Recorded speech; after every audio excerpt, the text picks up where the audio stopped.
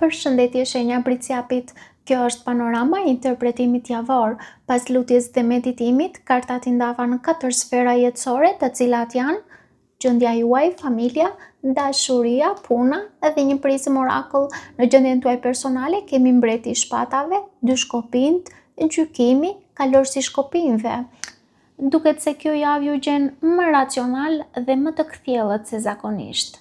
Mbreti i shpatave tregon se po përpiqeni të shihni gjithçka me logjik, të mos lini emocionet të marrin kontrollin dhe të merrni vendime më të mençura.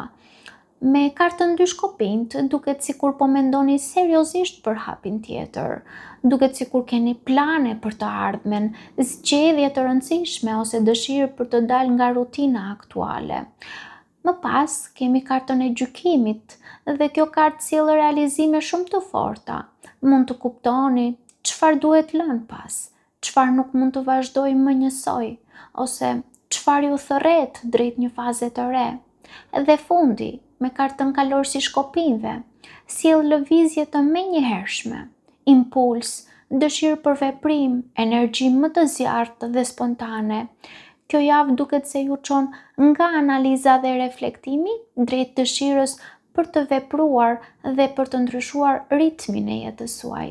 Kalojmë tek familja. Në familje kemi 3 shpatat, 4 shpatat, mbreti i shkopinjve, 6 shpatat. Në familje ka një energji paksa të ndërlikuar. 3 shpatat tregon lëndim, zhgënjim, ose tension që ende ndihet në atmosferë. Mund të ketë fjalë që kanë lënë plag ose situata që nuk janë kaluar plotësisht. Me 4 shpatat, energjia bëhet më e heshtur. Ndoshta ka mungesë kontakti me dikë në familje që mund të jetë partneri juaj ose antar familje.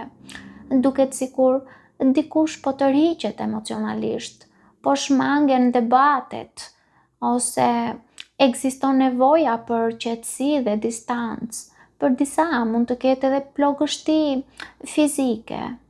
Mbreti i shkopinjve shpesh përfaqëson shenjat e zjarrit, dash, luan ose shigjetar. Mbreti i shkopinjve sjell një figurë më dominante ose krenare në familje. Mund të jetë dikush në familjen tuaj, ose mund të jeni ju të konvertuar në këtë lloj energjie. Nuk ka rëndësi nëse jeni meshkuj apo femra. Pra, mbreti i shkopinjve është dikush që dëshiron të mbajë kontrollin ose të vendosë drejtimin e situatës. Dhe fundi, me kartën 6 shpatat, tregon largim gradual nga tensioni. Kjo kartë sjell qetësim, distancim nga drama, ose kalim drejt një atmosfere më të lehtë emocionale.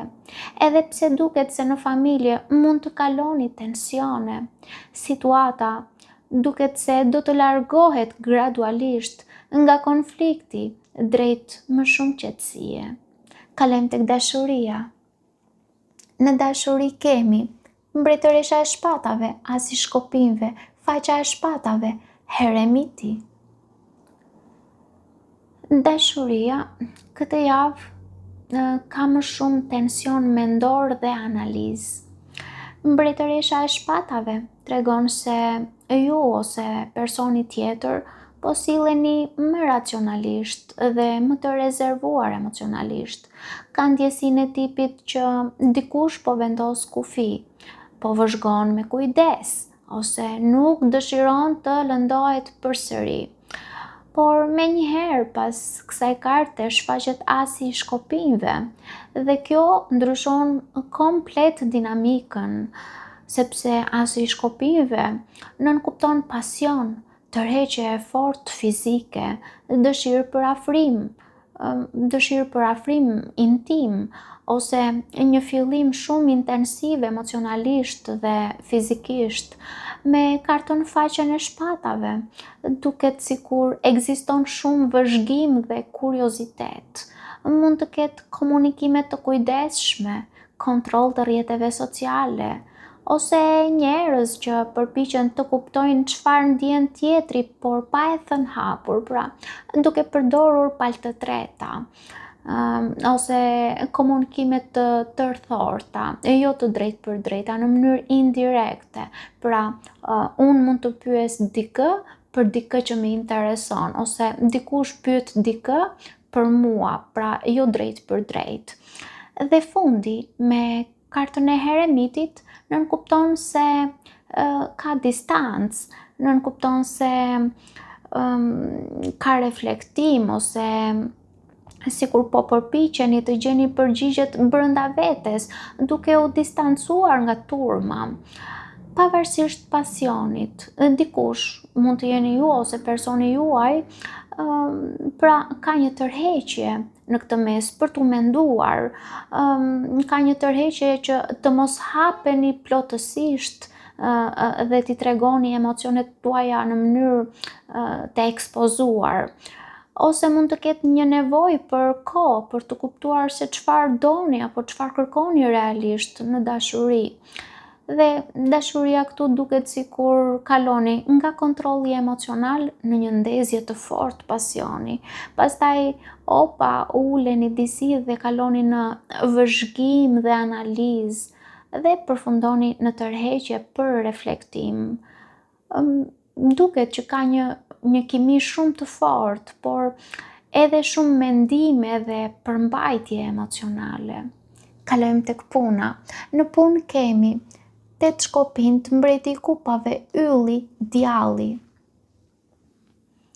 Në punë energjia lëviz në mënyrë të vrullshme, sepse 8 shkopinjt këtë sjell lajme, komunikime, zhvillime të shpejta, udhëtime ose ritëm më intensiv në punë.